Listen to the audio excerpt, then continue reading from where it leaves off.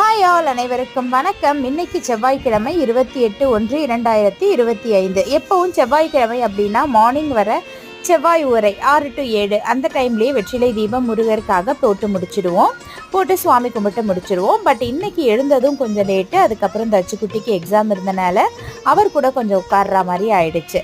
அதனால் பார்த்தீங்க அப்படின்னா மார்னிங் முருகருக்கு வெற்றிலை தீபம் போடலை. அதனால் ஈவினிங் 6 மணிக்கு விளக்கெல்லாம் ஏற்றிட்டு அதுக்கப்புறம் 8 to 9 ஒரு ஹொரை டைம் வரும்ல, அந்த டைமில் வெற்றிலை தீபம் ஓம் தீபம் எல்லாமே ஏற்றி முருகருக்கு வேல்மாறல் படித்து நெய்வேத்தியமாக பார்த்தீங்க அப்படின்னா நம்ம கேஷ்யூ நட்ஸ் தான் வச்சுருந்தோம்.